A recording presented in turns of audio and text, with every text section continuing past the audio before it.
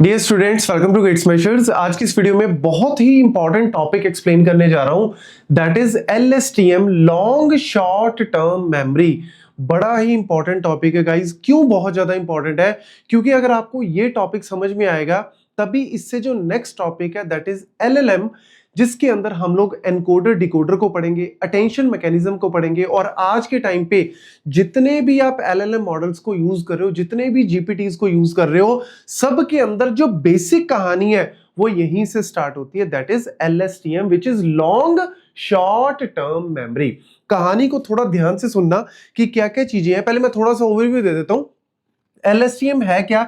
It is the improved version of RNN.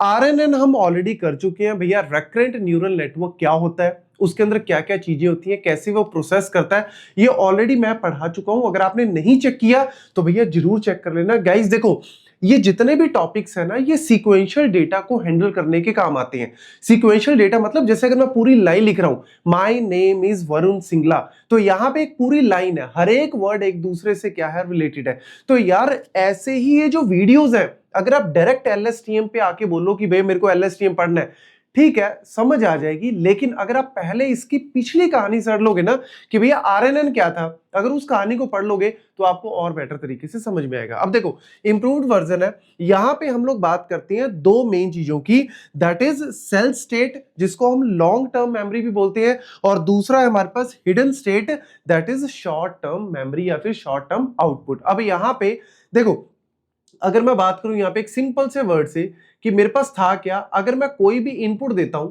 Sequentially input दी, कोई lines दी, कोई paragraphs दिए, तो क्या होता है, मेरे पास एक आउटपुट जनरेट होती है। अब जो मेरा आरएनएन था, आरएनएन क्या करता था, जो भी मेरी प्रेजेंट में मैं इनपुट दे रहा हूं, प्रेजेंट में जो भी मैं एक्स इनपुट दे रहा हूं, हिडन स्टेट में कोई ना कोई वैल्यूज है, उनको ये प्रोसेस करके आउटपुट निकालता है, और जो आउटपुट आती है वो एज ए नेक्स्ट स्टेट में, नेक्स्ट टाइम स्टेप में दोबारा यूज होती है, ताकि नेक्स्ट वर्ड को प्रोसेस करने में हेल्प हो जाए। अब यहां पे एक इंपॉर्टेंट चीज क्या थी कि ये जो नेक्स्ट स्टेट में हेल्प कर रही है ना ये मेमोरी, ये होती थी शॉर्ट टर्म मेमोरी। मतलब अगर आपने छोटे छोटे सेंटेंस दिए हैं तब तो ये याद रख लेगा, लेकिन अगर आपने सेंटेंस बहुत बड़े बड़े दे दिए, पैराग्राफ्स दे दिए, तो ये पुराने वर्ड्स को भूलता जाएगा। जैसे आज के टाइम पे एक सिंपल से एग्जांपल से स्टार्ट करूं मैं। सब लोग क्रिकेट तो ऑब्वियसली देखते ही हो, क्रिकेट पसंद भी करते हैं। तो देखो, अगर मैं आज से 10-15 साल पीछे चला जाऊं तो मैंने सचिन तेंदुलकर को, आपने भी बहुत लोगों ने मे भी खेलते हुए देखा हो सचिन तेंदुलकर को, लेजेंडरी क्रिकेटर है। तो यार उन्होंने बहुत सारे शॉट्स, उन्होंने बहुत सारे रिकॉर्ड्स बनाए हैं, बहुत अच्छे से खेले हैं। अब उसके बाद कहानी क्या आती है, विराट कोहली का एरा आया। भैया विराट कोहली ने ये बनाया, वो किया, इतने रिकॉर्ड तोड़े, सचिन तेंदुलकर के भी बहुत सारे रिकॉर्ड तोड़े। मतलब कहानी में क्या आया कि पहले एक कैरेक्टर था, बहुत अच्छे से चल रहा है, फिर दूसरा कैरेक्टर आया, बहुत अच्छे से चल रहा है, फिर उसके बाद अभी आज के टाइम पे हम अभिषेक शर्मा, सूर्यवंशी की बात करते हैं। तो यानी कहने का मतलब क्या है कि अगर मैं आरएनएन की बात करूंगा ना, तो वो क्या करेगा, जैसे ही नया एरा स्टार्ट होया विराट कोहली का, वो सचिन वाले को भूल जाएगा। फिर विराट कोहली से नेक्स्ट लेट्स सपोज सूर्यवंशी का आया या अभिषेक शर्मा का एरा आया, तो वो पुराना भूल जाएगा। बट हम क्या चाहते हैं भैया, इतनी जल्दी मत भुलाओ, आपके दिमाग में वो चीजें पुरानी भी होनी चाहिए। तो इसीलिए जो लॉन्ग शॉर्ट टर्म मेमोरी का कॉन्सेप्ट है, वो कहता है कि जो शॉर्ट मेमोरी है वो तो रहेगी रहेगी, लेकिन इसके साथ साथ एक लॉन्ग टर्म मेमोरी भी रहेगी। मतलब दो यहां पे कॉन्सेप्ट आ गए, एक तो शॉर्ट टर्म मेमोरी वाला, एक लॉन्ग टर्म मेमोरी वाला। वही गजनी वाला एग्जांपल ले लो यार, सबसे बड़ी एग्जांपल है। आपको पता है गजनी मूवी अगर आपने नहीं देखी या अगर आपने पढ़ा हो या सुना हो उसके बारे में, तो उसमें क्या था, आमिर खान का 15 मिनट के बाद वो सारे पुरानी चीजें भूल जाता था कि भैया इससे पहले क्या इवेंट हुआ था। तो वो क्या था, एक शॉर्ट टर्म मेमोरी वाला कॉन्सेप्ट था। बट मैं क्या बोल रहा हूं, हमारा ह्यूमन ब्रेन शॉर्ट टर्म को तो याद रखता ही है, लेकिन उसमें से जो इंपॉर्टेंट कीवर्ड्स होती हैं, इंपॉर्टेंट चीजें होती हैं, वो लॉन्ग टर्म में भेज देता है, ताकि मेरे को वो चीजें, कुछ इवेंट्स लॉन्ग टर्म तक भी याद रहे। तभी तो हमें आज तक बचपन के कुछ इवेंट्स अभी भी याद है, एज इट इज नहीं होंगे, लेकिन कुछ कुछ चीजें, कुछ कुछ पॉइंट्स, हाइलाइट्स हमें अभी भी याद है। तो वो चीज जो है वो हमने मेंटेन करनी है, किसके अंदर, लॉन्ग शॉर्ट टर्म मेमोरी के अंदर। तो यहां पे इसको कैसे करता है, ध्यान से देखना, इसको कैसे करता है। मैंने अभी बताया दो स्टेट्स है, cell state and hidden state.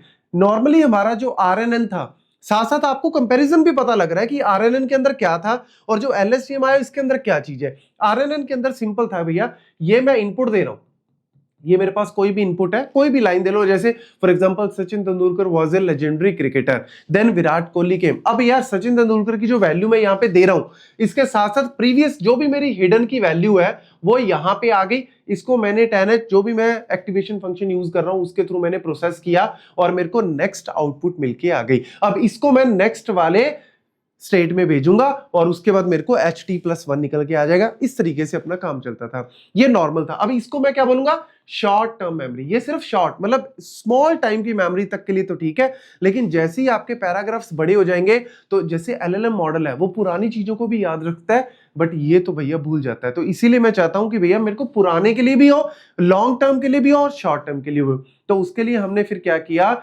LSTM का यहाँ पे इन्वेंशन हुआ। तो LSTM के अंदर ध्यान से देखना, डायग्राम थोड़ा सा डरावना जरूर है बट मेरे हिसाब से आपको समझ में आ जाना चाहिए। मैं थोड़ा सा ओवरव्यू आपको यहाँ पे देता हूं। इस डायग्राम में मेनली है क्या, इस डायग्राम में मेनली है ये, अगर आप ध्यान से देखो तो एक आपको यहाँ पे ये लाइन दिख रही है, एक यहाँ पे नीचे ये लाइन दिख रही है, ये वाली एक लाइन दिख रही है और एक लाइन यहाँ पे ये वाली दिख रही है, ठीक है। अब एक्चुअल में क्या है, हमने दो चीजें मेंटेन रखनी है, एक तो लॉन्ग टर्म मेमोरी मेंटेन करनी है और एक शॉर्ट टर्म मेमोरी को मेंटेन रखना है, ठीक है। लॉन्ग टर्म मेमोरी को हम सेल स्टेट भी बोलते हैं और शॉर्ट टर्म मेमोरी को हिडन स्टेट भी यहाँ पे बोल देते हैं। तो मेरा RNN के अंदर सिर्फ हिडन वाला था, लेकिन यहाँ पे लॉन्ग टर्म मेमोरी भी है। तो यहाँ पे हम वही चीज है, जैसे मैंने बोला Sachin Tendulkar was a legendary cricketer, उन्होंने बहुत सारे रिकॉर्ड्स बनाए। ODI में ये रिकॉर्ड था, टेस्ट क्रिकेट में ये रिकॉर्ड था, X नंबर ऑफ रन्स बनाए, Y नंबर ऑफ सेंचुरीज बनाई।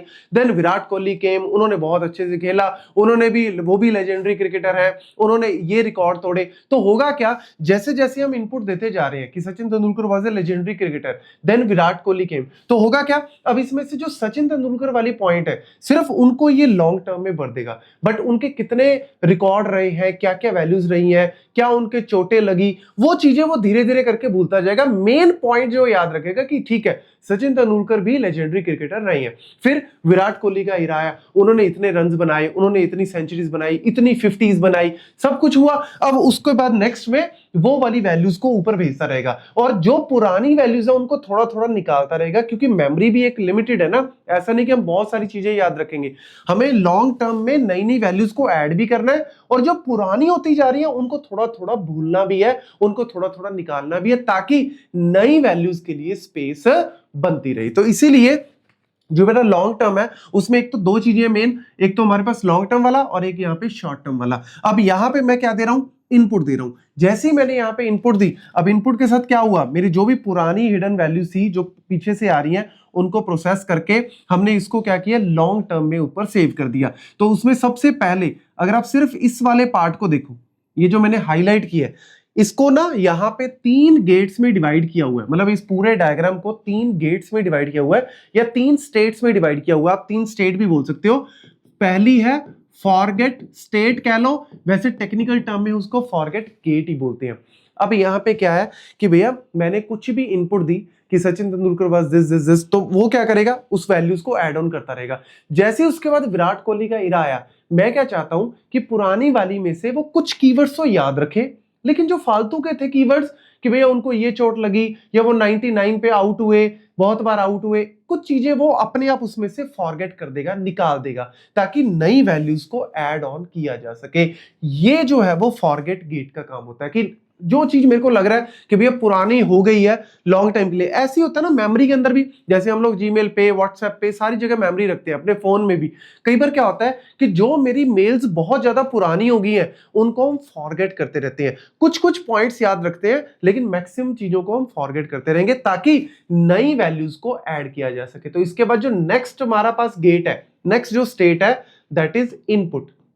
इनपुट का मतलब क्या है कि यहां पे हम नई वैल्यूज को ऐड ऑन करते जा रहे हैं कि भैया ये जो नई वैल्यू है उसको मैं लॉन्ग टर्म मेमोरी में सेव कर सकूं। तो यानी शॉर्ट टर्म में तो कुछ टाइम के लिए रहेगी, लेकिन उसको मैं भूल ना जाऊं, तो इसलिए मुझे उसको नई वाली वैल्यू में ऐड करना पड़ेगा। तो यहां पे बड़ा इंपॉर्टेंट पार्ट है, जो मेरा शॉर्ट टर्म है और मेरा लॉन्ग टर्म है, ये आपस में बातचीत भी कर रहे हैं। ऐसा नहीं कि ये दोनों इंडिपेंडेंट है, नहीं, अदरवाइज तो मेरे दिमाग में चीजें आएंगी कैसे। अभी मैं करंट में सिर्फ सचिन की बात कर रहा हूं, तो मैंने सचिन की वैल्यूज को ऐड ऑन कर लिया। जैसे ही मैं विराट कोहली वाला इरा में गया तो मैं सचिन की वैल्यूज को तो याद रखूंगा ही, लेकिन कुछ वैल्यूज को भुला के मैं विराट कोहली की वैल्यूज को नया ऐड करूंगा। फिर उसके बाद सूर्यवंशी का इरा आया तो मैंने सूर्यवंशी या फिर अभिषेक शर्मा की वैल्यूज को ऐड ऑन किया, लेकिन मैं सचिन की कुछ वैल्यूज को अभी भी याद करके बैठा हूं, विराट कोहली की वैल्यूज को याद किया हुआ है, लेकिन कुछ को मैंने अभी भी भुला दिया क्योंकि मुझे नई वैल्यूज को और ऐड करना था। तो इसीलिए ये 3 स्टेट में काम करता है। पहली क्या है, फॉरगेट, जो चीज पुरानी होती जा रही है उसको भुलाते जाओ, उसके बाद नई नई वैल्यूज को ऐड ऑन करते जाओ, और फाइनली ये वाला जो तीसरा आ रहा है दैट इज योर आउटपुट। ये तीसरा जो स्टेट है या गेट कह लो, दैट इज आउटपुट गेट। और फाइनली फिर ये क्या करेगा, आउटपुट देगा, जिसको हम HT भी बोल सकते हैं, और यहां पे CT, मतलब पुराना मेरे पास क्या आ रहा था, CT-1 और HT-1, ठीक है। और यहां पे मैंने इनपुट दिया, तो इनपुट में जो भी वैल्यू दे रहे हैं HT-1 से प्रोसेस होके और CT-1 से प्रोसेस होके फाइनली मेरे को HT नेक्स्ट टाइम स्टैम्प की वैल्यू मिल रही है, ये नेक्स्ट वाले में जाएगी, वो मुझे CT+1 देगा और HT+1 देगा, फिर आगे वाला मुझे CT+2 देगा। इस तरीके से आपका प्रोसेसिंग होती जाएगी। तो ये छोटा सा ओवरव्यू आपको दे रहा हूं क्योंकि इसको एक बार में समझना इतना आसान नहीं है भैया, सालों साल की मेहनत है, सालों साल की रिसर्च है।